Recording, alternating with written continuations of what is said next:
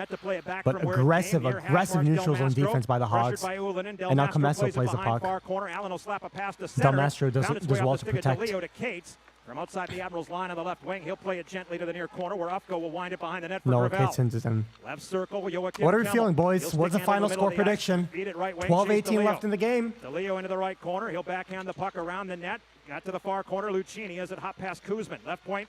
Ottenbright threw it back to the corner off the stick of Lucchini. Why is Kuzmin dumbing the puck there, man? Just play it. Korchinski will move it left for Hayes. Now middle of the it's ice. Kuzmin and Korchinski. Thompson stops at the right point as Ottinger catches Ottenbright catches Aiden up Thompson to him, now. and the pass left wing. Savoie was onto the zone. He brought it in offside. We've got a break. Pass by Aiden Thompson. It's okay. 11:55 to go in regulation. It's Milwaukee 3 and Rockford 2. You're listening to Milwaukee Admirals playoff hockey. Oh, hockey-san, I would do so. Oh. I hope so, guys. I really hope so. Got another break in play. Oh my God. All right. So a bit of a line blender, especially on the back end.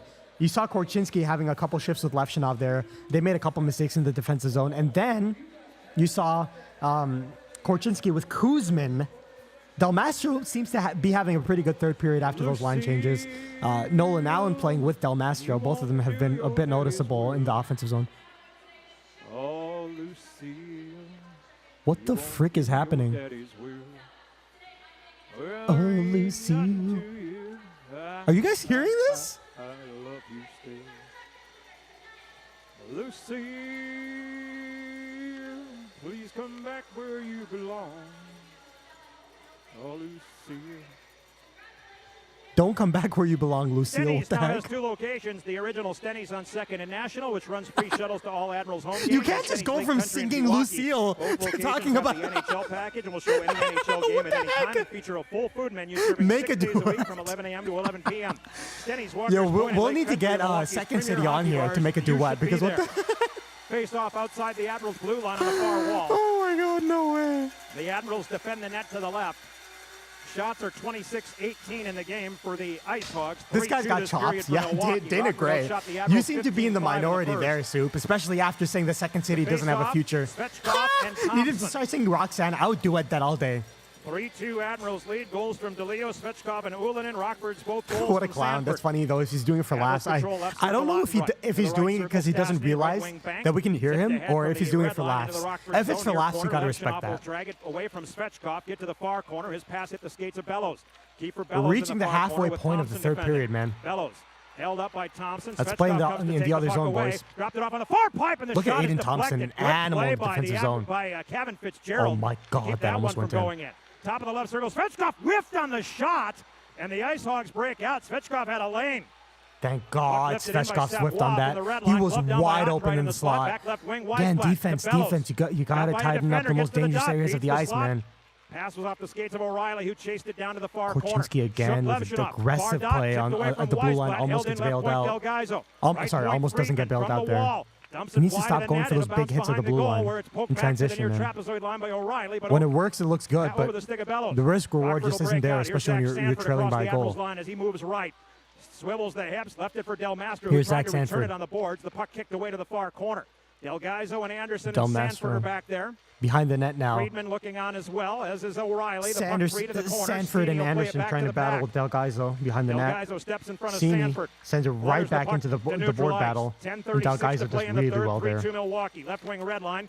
Korchinski will send it around the Korchinski Admirals recovers net. in the neutral Far hash zone marks there. for Steeny. He'll tip it away from Delgaiso to the corner, then leave it at the half wall. Anderson through the slot. It bounced over the Oh, we stick got of some Doc. biz Doc will conversations tap it happening from in the left chat. wing boards to Oh, Korchinski. almost a brilliant Deep to pass the by center point to the Anderson, far but circle, then just off the misses stick of Colton Doc. Mayhew. Oh, what a He'll pass send by it around the net. Korchinski Left corner Doc, over to behind the goal, Anderson. Mayhew. Wrap around Behind the the near net. pipe. Murray got a piece of it, and it Now here's tipped away to Colton the Doc. far circle.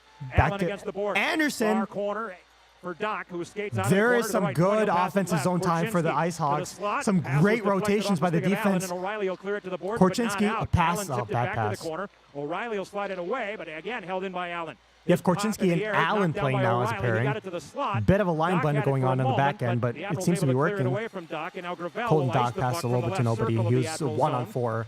And now Quarter the to Admirals draw are back able to into clear the Milwaukee zone. end with 9:49 And to the go in Admirals ice the regulation. puck. A 3-2 Good Milwaukee offensive zone lead. shift. Hopefully you can build on that. This is a huge face-off. Again, The draw you're will under be a in the minute. far You're under circle, half of the glove third side period of left. Milwaukee Under 10 goaltender Matt minutes. Murray. Need a Cole goal. Gutman will take the draw Not with nervous Al yet, O'Reilly. but it's getting to that 3-2 game. point.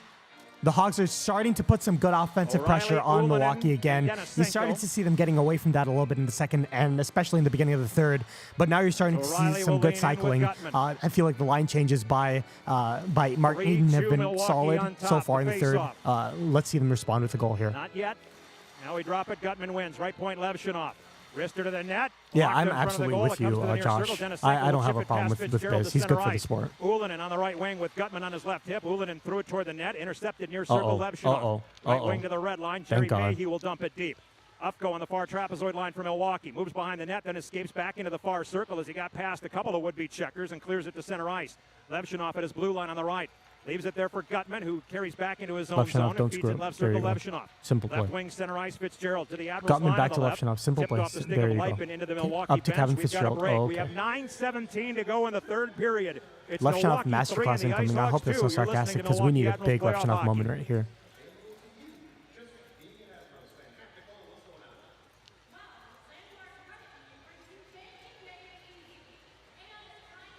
You know what? Is there any way to look for the other stream? Let's go to the or away visit stream, lcbwalter.com and click on the gallery page to get started with inspiring seasonal decor ideas. Add some pizzazz to your home this year and schedule your holiday decor service by November 22nd. We build great lawns from the ground up. Lawn care by Walter. What does it mean to singing, be you're up not to the quite January, test? am I right? At Woods, it means being able to withstand audio a still fine? lifetime of work. I know, I just wanna We switch know streams because we to test our change the tractor audio, attachments, like the audio Woods still fine? Batwing Everything's rotary still good? cutter, to simulate a lifetime of wear and tear. Then Yeah, we make I'm them on- cut on things in the RD too. field I'm we'd glad. never ask you to cut. Yeah, we need a big and if moment. there's an opportunity to make he our had the products even overtime better, winner. He's we had an up take and it. down playoffs. Because to if be very they're up to transparent, our but tests, we could they'll use be a ready big, for big anything RD you're party up moment against. right here, man. Learn more at woodsequipment.com. Woods, get after How it. big is the crowd? It looks like a solid crowd. It's I'm all for throwing shade. 9:17 to go in the third period. 3-2 lead for the Admirals in Game 5. Game 4 was really entertaining. A 3-2 Milwaukee win that was back and forth with Rockford pushing. Kind of a similar scenario so far. 3-2 Admirals. Let me know if this is better. Rockford hoping for a different result, though, than what occurred on Friday night in Rockford. How about a quick moment, too, for a tip of the cap to the Is this better? IceHogs fans Better? that did Such a great job. Testing. Back in that building Lower. for the All right. earlier portion Lower. of this series. How's this? Big stick taps to the Rockford front All right, office perfect. as well. Can you guys hear this double, or is the audio completely Put on perfect? quite a show. That building was an awesome playoff environment. And hoping for more. You can hear the announcer, against but the not Stars. you, huh? Rockford's got some work to do. 9 minutes to go. Sanford I'll will put the move up volume on level the center. down. It's okay. Into There you the go. right point. Levshunov jumps on Just it. go a bit higher. Can you guys hear me now? Slot, he'll let it go. A pass down Oh, made. Rebound. Delmaster shoots. Rebound. Scores!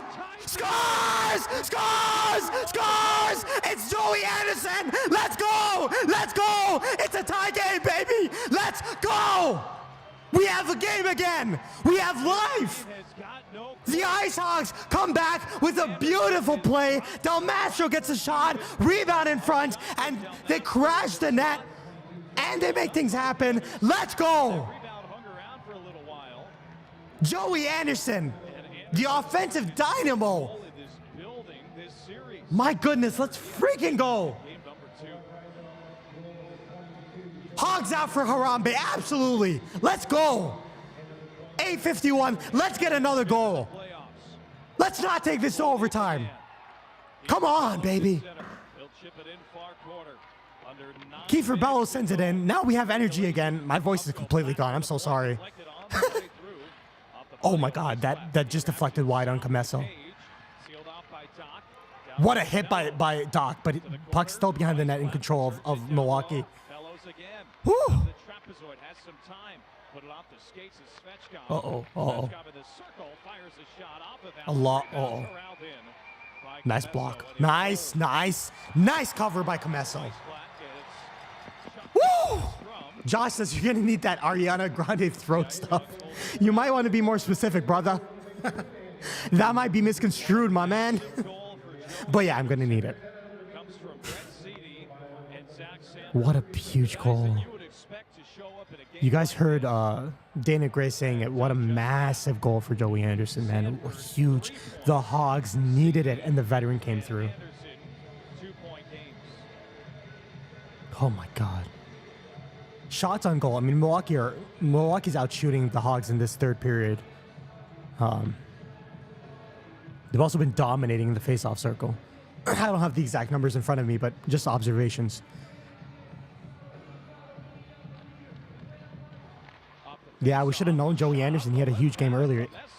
Huge save. And good rebound control by Korchinski because that rebound was available. Good save by Commesso, though. And the Hogs are able to turn it the other way. Here's Cini behind the net. Savoie back to the point. Korchinski over to Del Mastro. Back to Korchinski. Korchinski button hooks back to the point and then sends it in deep. Nobody's really there. Can't really blame him, but... Oh! Aiden Thompson. Good forecheck. Over to Korchinski. Korchinski. Thompson. That's a good save by Matt Murray. Oh, cross-check! Cross-check! Aiden Thompson got whacked to the ice and no call. I don't care if I'm being biased, by the way.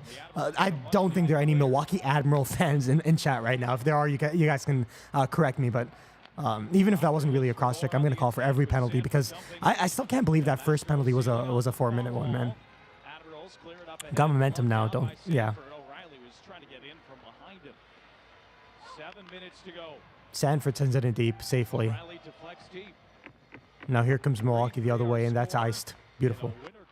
Oh, actually, no. They wave off icing. Bretzini, nice little move. And then his pass is deflected and intercepted. Uh-oh. Uh-oh. Thank God. Good block by Zach Sanford. There you go. Joey Anderson. Ooh, Matt Murray got a little nervous there. When the Hogs win, do they go to the final? No. We're still early in the playoff process, my man. We're in the Central Division Semifinals. Then we have the Division Finals, which will be against the Texas Stars. Whoever wins this game will be facing off in another best-of-5 series against the Texas Stars. Then we have the Western Conference Finals, which is a best-of-7 series. And then finally the Calder Cup Finals. We're still relatively early in the process.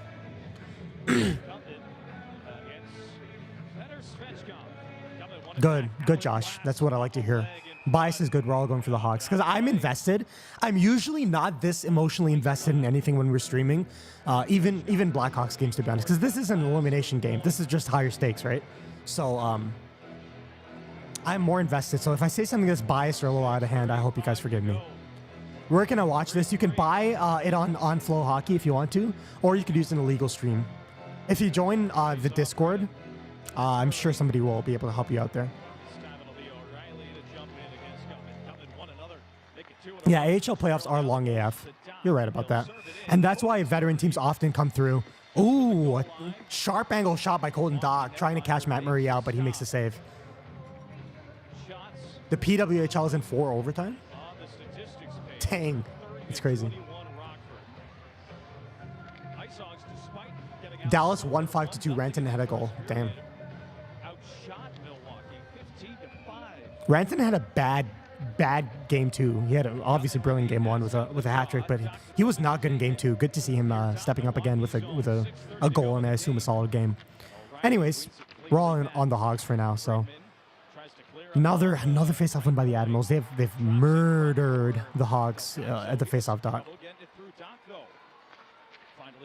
especially in the third period. The Hogs are playing good neutral zone defense so far.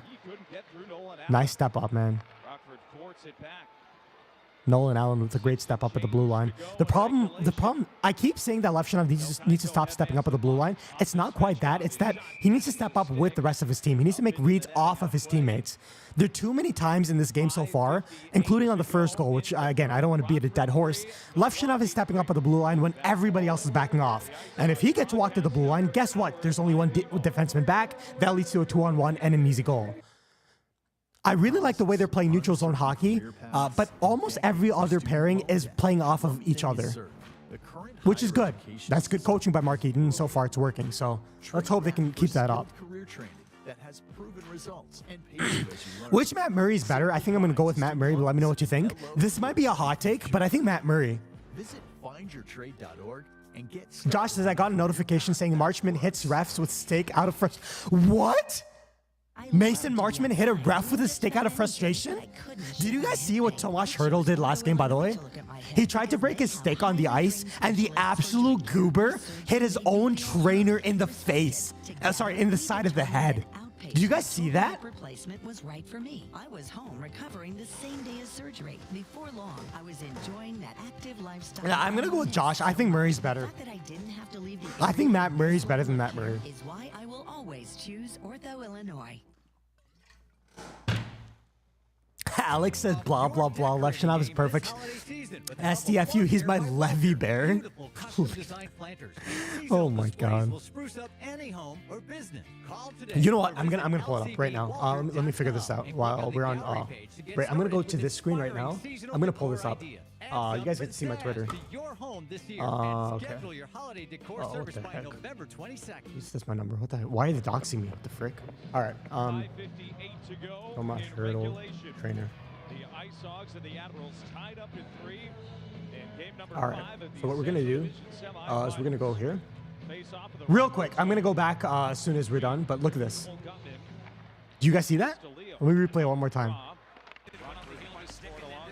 Bam! Right on the side of the head. Absolute idiot. All right, let's go back to the stream. Just an absolute idiot.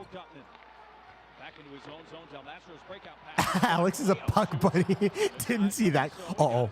What a save by Commesso. Huge save. Off another quick turnover. Another quick turnaround by the Admirals, and Commesso bails him out again. Whew.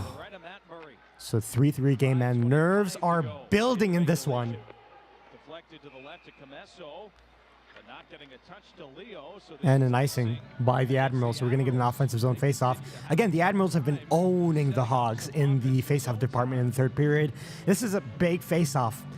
5:22 left in the game. A little bit of offensive zone time right now would go a long way. Especially in a tie game. You want to wear them out a little bit, and ideally you want to score, but oh my god. We have Levshunov glazing arguments happening in chat, man. My goodness. Alex versus Soup. We're going to have a head-to-head matchup one of these days. Who can be Levshunov's biggest glazer? I can't believe both of you are so desperate for that title. That's crazy. Uh-oh. 3-on-2. Off, son? What? Wow. That was a stupid play on a 3-on-2. And Commesso with an emphatic save. Would you be surprised if you bought some boneless wings and found a bone in one? You know that actually happened. I told you guys a story in the last intermission of the tenders. What I didn't tell you is they had $2 tenders every Thursday, I think it is. I think it's every Thursday. What I didn't tell you is one of the tenders had a bone in it. And like a champ, I took all the meat off the bone and still kept eating. Because I'm built different. Which one? That's a great question. Alex versus Soup. Which one of you is willing to move to Belarus with him? Alex already volunteered. We might have a winner. Soup, what's your rebuttal? Sanford, another lost face-off. Another shot.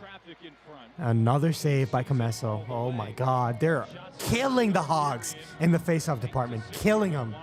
I had a bone to pick. I see what you did there, buddy.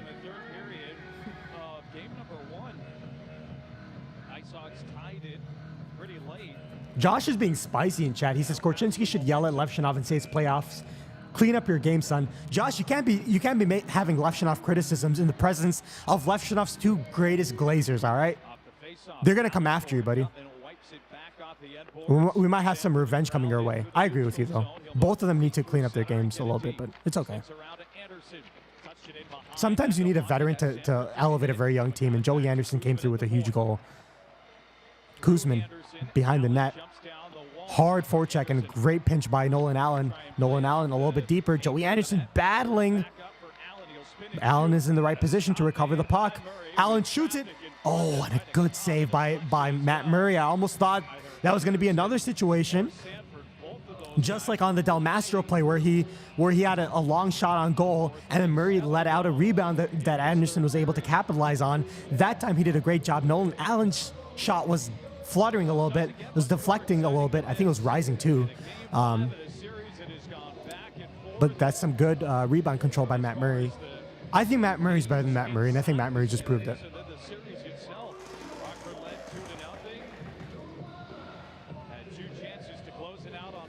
Yeah, look at Josh trying to stand up for himself. Look, I was just saying that after the Korch mistake too. I mean, yeah. These Levshunov Glazers are not gonna be listening to you, buddy. You're cooked. I'm just kidding. I completely agree with you.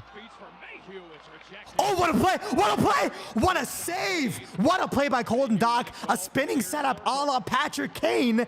And it just wasn't finished by Jerry Mayhew. Uh-oh, Kevin Fitzgerald. Uh-oh, Kevin Fitzgerald. Uh-oh, Kevin Fitzgerald. Uh-oh, Kevin Fitzgerald. He got bailed out. Uh-oh. Levshunov. Clear the zone, buddy. Levshunov, clear the zone, buddy. There you go. Good pass. Kevin Fitzgerald almost had a screw up. You cannot afford to have that. Matt Murray has Stanley Cup pedigree. Yeah, but Matt Murray's named Matt Murray, which makes Matt Murray just better.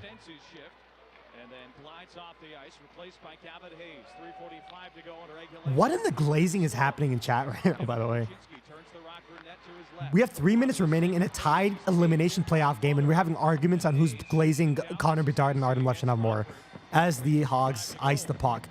Icing is just that much more dangerous for the Hogs because of how bad they've been at the face-off dot in this period, man. Milwaukee has owned them in the face-off dot, and Comesso's had to come up big. Let's hope they can win an important face-off here, man.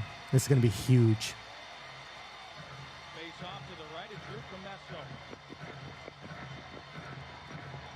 It's going to be Aiden Thompson. He's not a good face-off taker. Aiden Thompson on the face-off circle. He's stuck out here because of the icing, but yeah, this is not ideal, especially considering how good the Admirals have been there. A tie-up, and again, the Admirals win it. Again.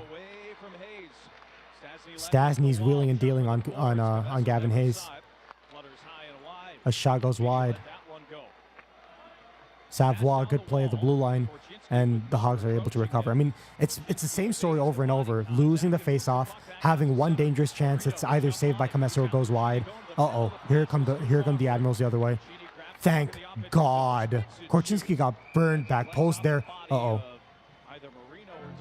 Korchinski got burned back post there. That's a very quick turnaround after a neutral zone turnover by the Hogs. That almost connected on a breakaway. And pass just didn't connect on the way that the Admirals wanted to. Alex says, so we're bad in the AHL and NHL in face-offs. This pretty much.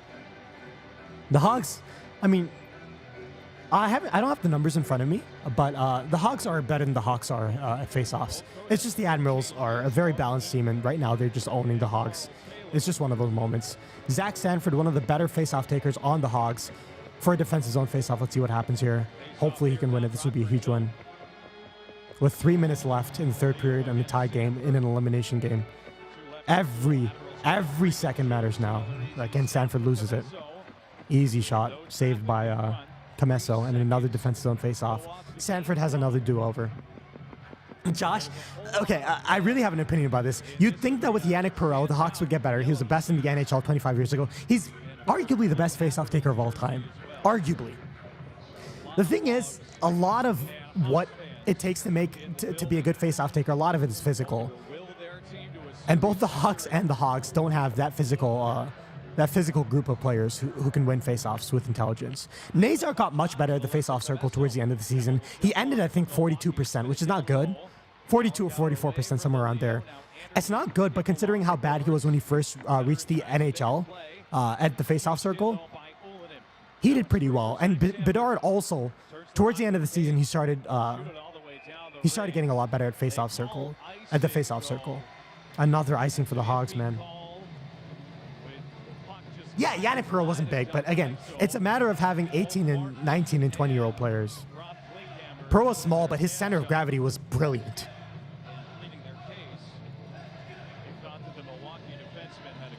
I shouldn't say small or big. I should say like physically developed, physically mature.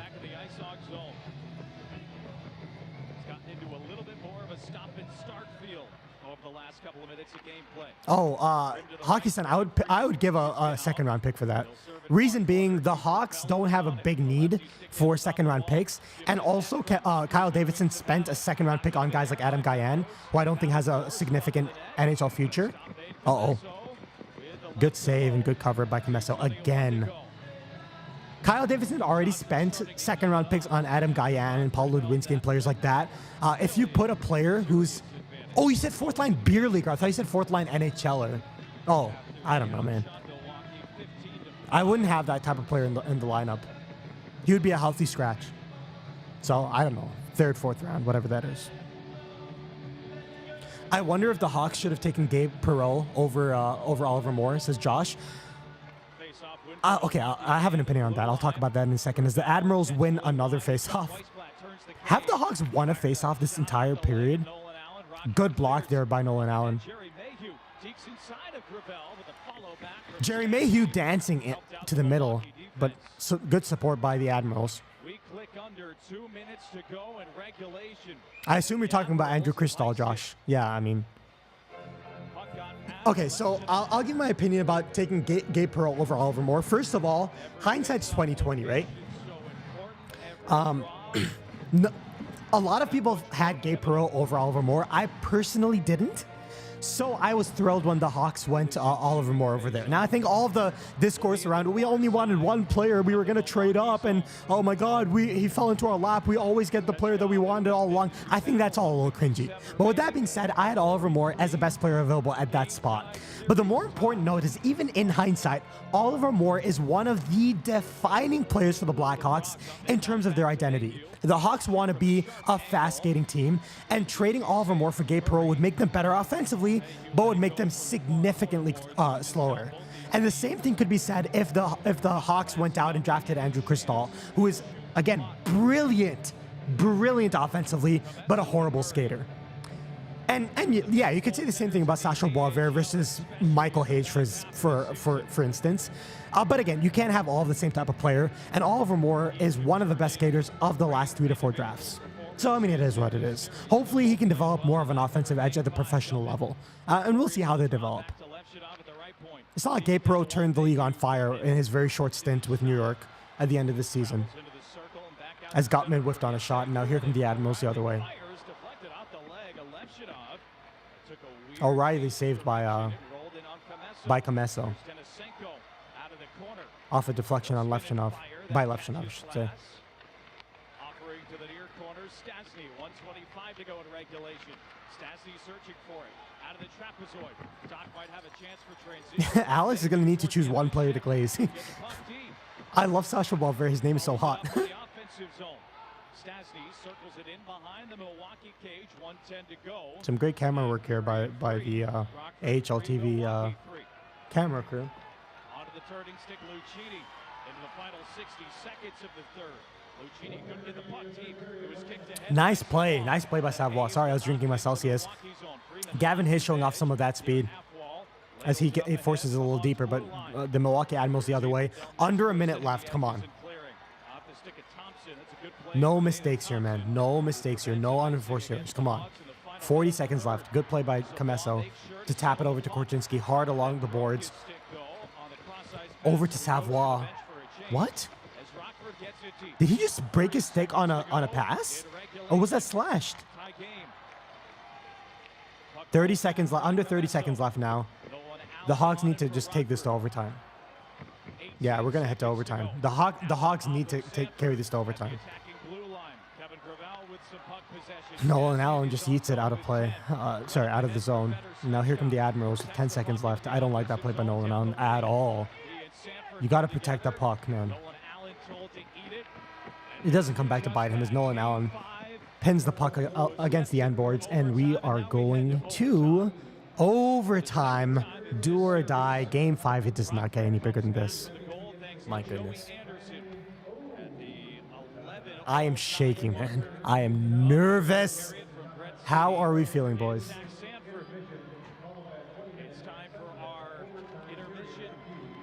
The Hockey Sense says, okay, what about a guy who's better than Ovi in his office, but again is a fourth-liner beer leaguer in every other aspect? That player literally exists in the National Hockey League. You're just describing Patrick Laine. Last time we went to overtime in game 1, it only took 12 seconds for Cole Doc. Again, the Hockey Sense says, just needs to get to a spot and it's an automatic goal if he gets a puck. Again, you're just describing Patrick Laine. That player exists. Don't let that happen. Come back with us in just a few moments on the IceHogs broadcast network. Powered by Vivo. I hope there's at least one Montreal Canadiens fan among the 51 viewers. You guys are legends. Thanks for joining, boys. I hope there's at least one Montreal Canadiens fan Who's going to be salty just because I'm criticizing Patrick Laine? Patrick Laine's ass, by the way. Nashville Stamkos, that's fair. I feel like Stamkos is going to have a huge season next year, though. All right, boys. You know what? I'm going to make a poll. At Martin Exteriors, we take care of your roofing, siding, and storm damage. We're prepared to provide you with a free comprehensive on-site inspection. Visit us at martinexteriors.com or give us a call at 833 Martin 1. Rockford's waited more than 30 years, and the wait is over. Now we're ready for the main stage, Hard Rock, a brand that creates authentic experience. All right, boys, everybody, vote in the poll right now. We're in the intermission between the third and overtime. Should I make throat coat for myself to protect my voice a little bit, or should I persevere like the legend that I am? Let me know. Rockford now open, the ultimate entertainment destination. Must be 21 or older. If you or someone you know has a gambling problem, crisis counseling and referral services can be accessed by calling 1-800-GAMBLER or text. Oh, we're 50-50 so far. In sports, success is about team effort, and the same is true for your hair. At Great Clips, we save your haircut all right, you know what? clip notes, so every member of the highly skilled Let's go to let's go back to game. Signature look. And with our easy-to-use app, you can check in from anywhere and get a ready next text when you're up next for a cut. It's the confidence of a great haircut delivered by a team you trust. Download our app today. Great Clips. It's gonna be great. The Hockey Sense says easy choices. Looking for a career to be proud of at a place that takes care of you? Come work for Hennig Power Protection. Good pay, strong job stability, and satisfying work. We are a massive industrial manufacturer right here in the Rockford area, and we need you to help us reach even higher. There you go. This is your chance to make a meaningful impact and be part of something great. Make your next power play at hennigpower.com/careers. hennigpower.com/careers. Turn down the stream. Is the volume too loud? I'm always on the go, but then shoulder pain began to keep me from enjoying even the simplest activities. Okay, right? I tried to just push through it, but the pain never went away. I've heard good things about Ortho Illinois, so I had them look at my shoulder, and right from the start, I felt cared for. Their advanced, minimally invasive surgical techniques are amazing. And before I knew it, I was able to get back to working and living the life I wanted. Is that better? The fact that I didn't have to leave the area for this level of Oh my! I'm so sorry. I'm so sorry. I'm so sorry. I'm so sorry. I'm so sorry. always choose Ortho Illinois. Wait, let me just see something real quick. Sorry, I know this is unprofessional for a streamer, but you guys know we're just hanging out as a community. So let me just check this real quick. Okay, can you guys? Welcome back inside UWM. Can you guys still hear the audio? Can you guys still hear the commentary? Let me know. Ready for another overtime matchup between the Milwaukee Admirals and the Rockford IceHogs. Nick Laupius with you here for the overtime intermission. You can still hear it? All right, perfect. So what I'm going to do... Oh, Josh. Oh, Josh. Oh, Josh. You're going to get me in trouble. All right, perfect. So I'm going to do it. I'm just going to mute... Actually, no. This should be good, right? 5 minutes or so. Yeah, so I'll just mute the commentary for now, all right? Josh says, do you watch CHGO? I'll turn it back on you. Do you watch CHGO? All right, anyways. Would you rather never see an animal again? Or have a 70% chance of getting attacked by any animal you see? I mean, never see an animal again. That's easy.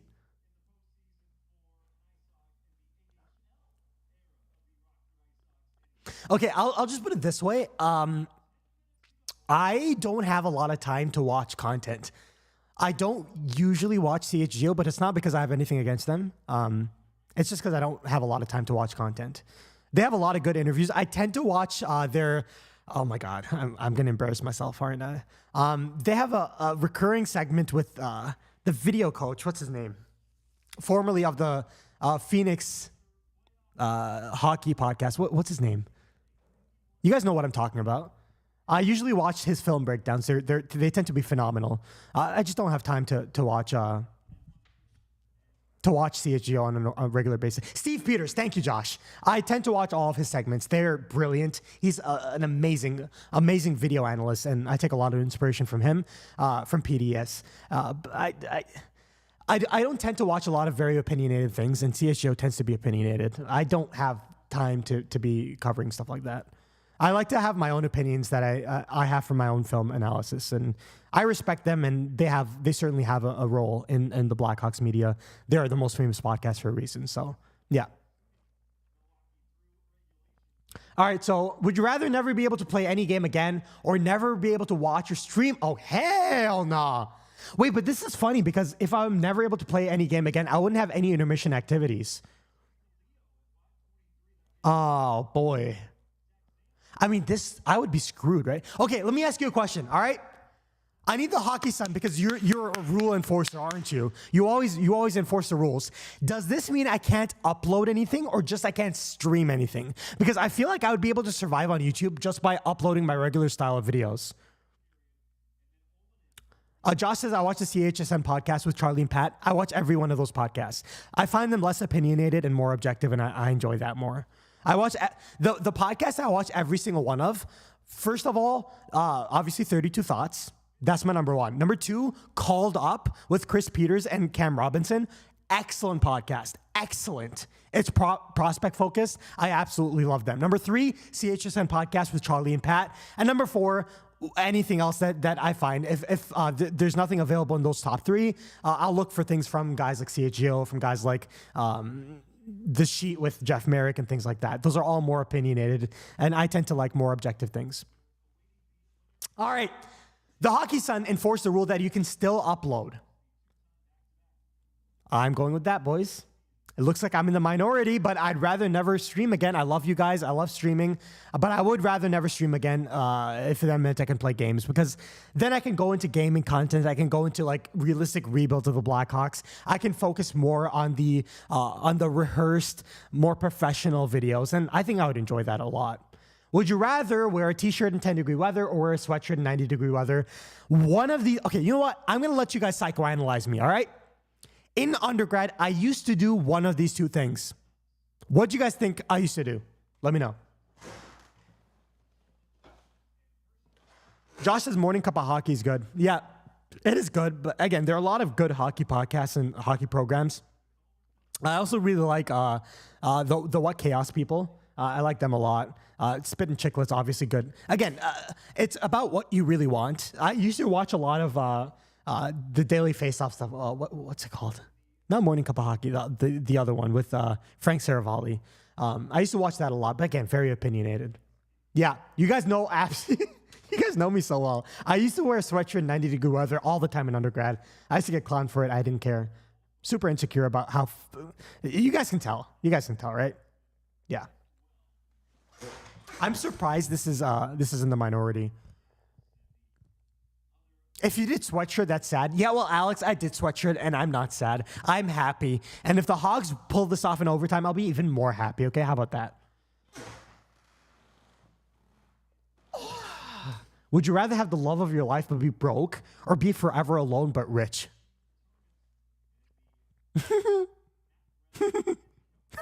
Easiest choice of my life.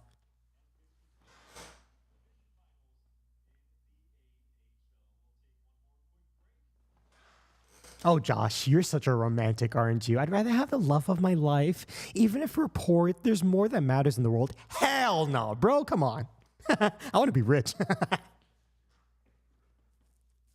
The Hockey Sun says forever alone and broke. Too realistic, bro. Sorry. I'm in the same boat as you, man. I'm in med school because I'm trying to change that, but hey, we're all in the same boat. Would you rather never be able to have kids and no adoption, so you're lonely, or have 3 babies delivered to your doorstep right now? Easy. I love kids. Not in that way. Don't clip that. I don't love kids. Oh my God. Now I'm getting flustered. I'm scrambling over my words. I don't love kids in that way. I'm not Dr. Disrespect. But I enjoy... Oh my God. How do I even get myself out of this? This is a nightmare. Second City Sports says, that's Rinksy if he was finance, bro. Can you imagine me doing those like weird finance podcasts? Not the Graham Stephan style podcasts. Those like get rich quick scheme podcasts. Can you imagine? I can't believe you guys voted for me to persevere. By the way, 71% of you are absolutely sadists. And you know what? I'm going to end the poll. Would you rather be a master of calligraphy? That's a really cool and unique skill. I like that. Or be a master of origami. Oh, The majestic American Woodcock says, feeling black-pilled, hoping to be proven wrong. Origami? Oh, I don't know. I feel like origami has like a very specific use case. Like it's like a skill that you show off to your friends. It's a social skill that can get you brownie points. While calligraphy, you could do some really cool stuff with calligraphy. You look at calligraphy in different languages and it becomes even crazier. If you're a master of calligraphy and you can pull off calligraphy like in the highest quality in like any language, that would be so sick. Alex is just focused on one thing. He's like, I want to be a master of glazing Betsy. Insane, man. I think I would go calligraphy. Josh, look at this hopeless romantic. Money means nothing if you're not happy and down. Well, you know what money can buy you? Money can buy you therapy. How about that? Have you ever seen somebody with no money who can afford a good therapist? Sorry, this conversation just got super deep. This is a commentary on the unfortunate state of the healthcare system right now. But yeah, in general, I do agree. But yeah, I'm giving you a hard time, obviously. But yeah, money does mean nothing if you... And yeah, everybody wants to be rich. Everybody also wants companionship. So it's different strokes for different folks. Guys, I think I'm leaning towards being a master of calligraphy here. What do we think? I know the hockey son wants origami, but I feel like calligraphy has more of a respectable social, like a respectable use case where you can decorate anything with calligraphy. Origami is a very specific use case. I might go with calligraphy here. What are we thinking, boys? Oh my God, my heart is palpitating. I know it's partially just because of my Celsius, but I'm nervous about this overtime, man. I'm going to take my sweater off. Give me a second.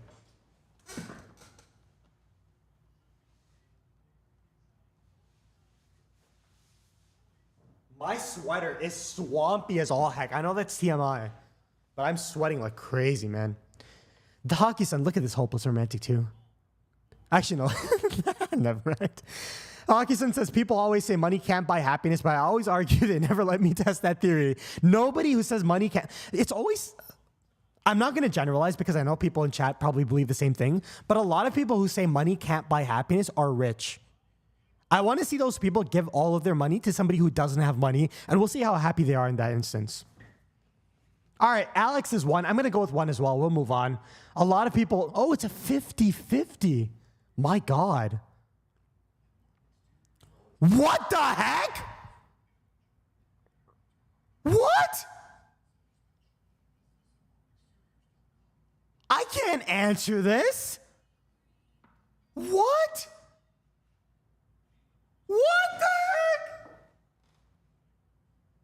Alex, why are you so quick to answer this, my man? What is this? Oh, this is worse than the Karachi bomber. Dog, oh my God. I'm gonna...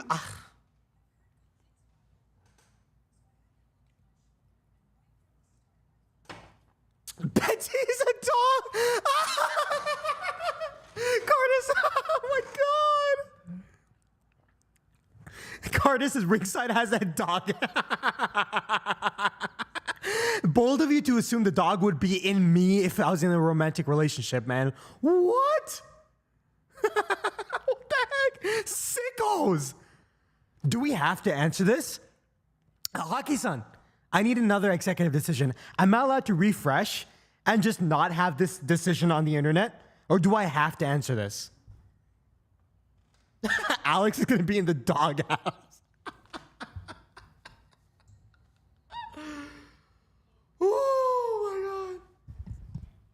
Oh my God, overtime starting. I just got bailed out in the biggest way possible. We will come back to this question after overtime, and my answer will depend on how the Hogs do in overtime, all right?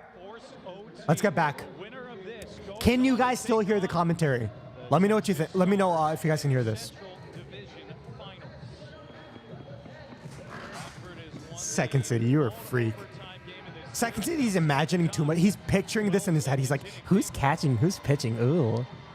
Ringside and Rufus the dog. Ooh. Anyways, overtime. Come on, we gotta lock in. No bestiality talk, boys. We gotta lock in here. The hockey son is enforcing the rules. He says I have to answer. We'll answer after overtime, all right?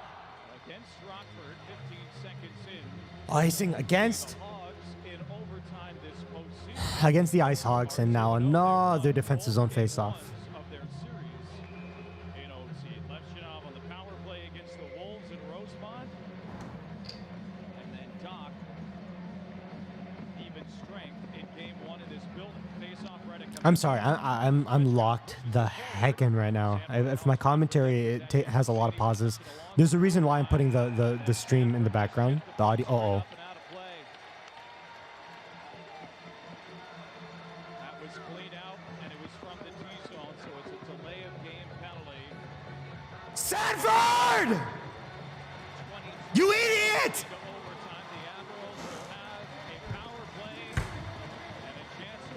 Oh my god, man. Oh my god, man. Oh my god. Of all people who could be making that stupid mistake, it's Zach Sanford. Oh, but he won a Stanley Cup. Oh, but he has 2 goals. Shut up, man. Are you kidding me? Boneheaded play. Shades of Mitch Marner against the Canadiens 2 seasons ago. Are you kidding me? Not 2 seasons ago, in 2019. But anyways. Oh my god. Oh my god, a huge PK. I cannot do this, man. I cannot do this. My heart rate is through the roof. Oh my god, and the face-off is staying in the defensive zone too, man. Oh my god, oh my god, oh my god, oh my god, oh my god, oh my god, oh my god, oh my god, oh my god, oh my god, oh my god. Oh my god. The Hockeyson says additional stipulation if the IceHogs win, you're pitching, losing and you're catching. Oh no. Oh my god. Huge. Oh. Deflection. What a save by Commesso. Come on, baby. Del Mastro. Get the puck out. Oh my god, it's held in. Nolan Allen, you gotta get that out. The rebound sitting in front. Nolan Allen, get it out this time, buddy. Finally clears just out of the blue line. 1 minute and 27 seconds left of power play time for the Admirals. The Hogs need this so bad. Good step up. Beautiful play by Joey Anderson. And the Hogs can kill some time and play some keep away because the Admirals were offsides. And, oh my god, Bretzini, you animal. Bretzini wasting more time. Now half of the power play remaining. Lock in, boys. Lock in. It doesn't get bigger than this. Come on, baby. Svechkov up into the offensive zone for the Admirals. Bellows back to Denisenko. Denisenko back to Bellows. One-timer. Good save. Good save.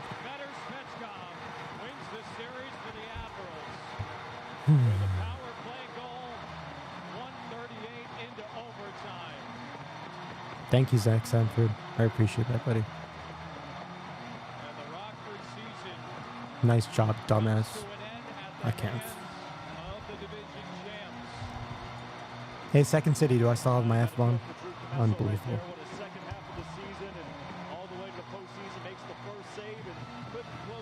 Oh my god, man.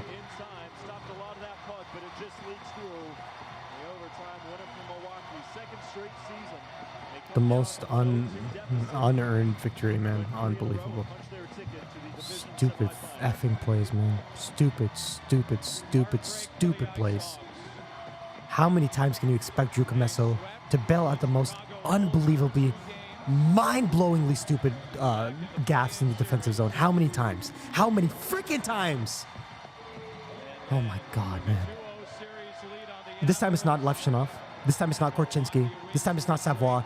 It's freaking Zach Sanford yeeting the puck out of the zone from the defensive zone. Yeeting the puck out of play with no regards for human life. Freaking idiotic play. And they can't kill off the power play. Oh my god. Commesso had a good save and he couldn't seal off that 5-hole, man. Oh my god, man. Shut up with the stupid song. Are you kidding me? This is pissing me off. Shut the frick up, bro. My god. Oh my god. It was a good valiant effort, man, especially by Drew Commesso. I can't say that anybody else had a great game. Great playoff run by I guess Joey Anderson did well. Artie Party had one overtime winner. Aiden Thompson showed really well. Really, really well. I'm excited to see him fight for an NHL job next season. Just so disappointing, man. After this performance, too. Unbelievable. Unbelievable, man. Unbelievable. I have no words. Handshake line. My God. This is not... on one hand, I mean, Milwaukee were the better regular season team, but this seemed like the team of destiny, man. The Hogs outplayed them thoroughly in the last period of Game 4 and throughout Game 5. Thoroughly. This just doesn't feel right, man. Just 3 unenforced errors leading to 3 Milwaukee goals, and that's the difference. You're supposed the leader, man. The leader, the guy who's supposed to be one of the leaders of the lineup, the guy who's supposed to be who's supposed to have all the poise, the guy who's won a Stanley Cup for the Blues, and that's the play he makes. That's a freaking play he makes, man. I can't believe this. Absolute pain. Time to send Korchinski. No, it's not Korchinski's fault, man. You can't hold Korchinski to a higher standard in the AHL as a 20-year-old underdeveloped player when Zach Sanford is making that stupid, idiotic play in overtime when the game is on the line. You can't have that double standard. I've been holding Korchinski and Levshunov to a high standard because the veterans were at least doing well and because Commesso was standing on his head. Commesso, by the way, brilliant. I'm excited to see how he plays next season. But for Zach Sanford to make that freaking play in that freaking moment, unacceptable, man. Unbelievable. Oh, my God. It's why he's not in the show. This is the AHL, though. This is supposed to be his whole role. It's unbelievable. And now look at how, oh my God, man. I'm at a loss for words. How can you make that play? Oh my God. This is going to be hard to swallow. It's hard. On one hand, I mean, he scored 2 goals, right? Zach Sanford scored the first 2 goals of the game, and the Hogs technically wouldn't be in position to even be in overtime if they weren't for those 2 goals. But again, it's the biggest moment of the entire freaking series. It's overtime. And that's the play you make, man. That's the freaking play you make. As a veteran, as a leader, as a guy with poise, as a Stanley Cup champion, that's the play you make. In an elimination game, in overtime, in a win or go home situation, that's the play you make. Unbelievable, man. Like, I'd like to give a shout out to the penalty kill. They played well. Again, Aiden Thompson, very excited to watch him. Drew Commesso, very excited to watch him.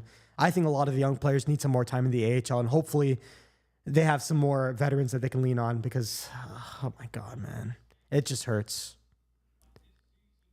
I really feel. I'm gonna unmute this because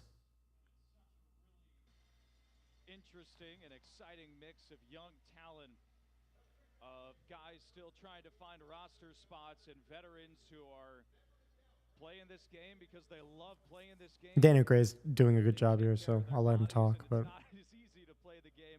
Soup says maybe he's trying to give a fan a souvenir. Yeah. Again, shades of Mitch Marner against the Canadiens. When your big players make stupid mistakes, you cannot expect to win. And as weird as it is to say, Zach Sanford is one of the most important players on the IceHogs. He is the guy with the poise. I keep saying this. He's the guy. He's the veteran. He's the leader. He's the guy that the young players who were making mistakes earlier in the game should be leaning on to learn how to play. And that's the play he makes. It's unacceptable, man. Just get the puck out. And then do the boneheaded, idiotic plays, man. Get the puck out of the zone. Oh, my God, man. Zach Sanford would score twice in the span of 2 minutes and 47 seconds in the second period. Yeah, and then Zach Sanford made the stupid play too, okay? Whatever. Josh says, I wonder if Sanford is gone. I mean, I see no reason why he should stay. I mean, you can replace him easily. Those veterans are a dime a dozen, man. Go get a veteran from Hershey. They've won the past 2 AHL Calder Cup playoffs. Not this past one, but the two before that. Go get one of those veterans. Veterans who know how to win at the AHL level and really support the young players. And let these young players have another go at it, man. Because this is just ridiculous, man. Bring back Tyler Sikora. Bring back anybody, bro. Tyler Sikora or Dylan Sikora? Which one? Lardis, yeah. I mean, yeah. It's still exciting. It's just so hard. This is what? 5 minutes after the game finished. It's hard to even look forward to the future, but there's a lot to be positive of if you're an IceHogs fan, man. It's just so disappointing. You can live with mistakes from young players because you know they're going to hopefully learn from them. What good does a mistake from Zach Sanford in that moment do for you as a fan, for you as a coach, for you as a developmental staff? What good does that do, man? When your veterans are making those moves, what do you even take away from that? Oh my God, Darren Radish is too good to be in the AHL, but yeah. Oh my God, man. Martin St. Pierre, I don't know. So hard to even look ahead after this. Oh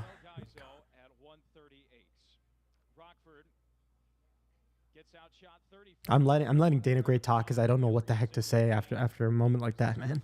It feels like an arrow through me right now, man. That sucks. Oh my God. I feel like the person I feel the worst for is Drew Commesso.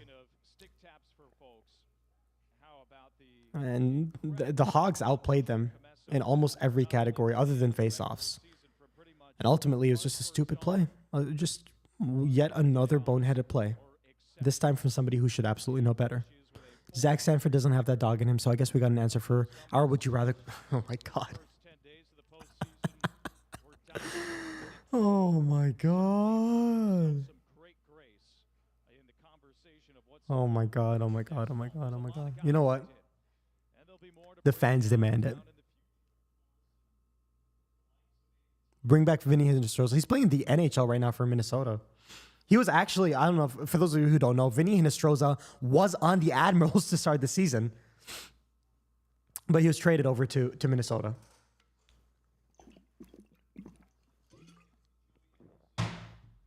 Hey, Josh, I appreciate you stopping by. Thank you for being a great contributor in chat. I appreciate you stopping by. And sorry that it had to end this way, but my God, man. All right. So what are we doing here, boys? Would I rather have a romantic relationship with a dog or a romantic relationship with a cat? The stakes have already been set by the Hockey Sun. We already know who's giving and who's taking in this relationship. We already know who's pitching and who's catching. So would I rather be catching for a dog or a cat? Oh my God, man. What has this stream come to, man? My God. What? Oh my God. Watch it be 50-50. You know what? I'm going to do an executive decision. I don't want to be pounded by a dog, okay? That's kind of crazy. That's kind of crazy. Oh my God, Alex called it. It's 51-49. And on that bombshell, it's time to end the stream. Sorry that we have to leave under these circumstances. Unfortunately, we're not going to have another Hogs watch along this season. Unfortunately, my Flow Hockey, actually, you know what, fortunately for my wallet, my Flow Hockey subscription is about to end because I'm canceling it right now. But thank you guys so much for spending your Sunday evening with me nonetheless. And I'll see you next time, man. Peace.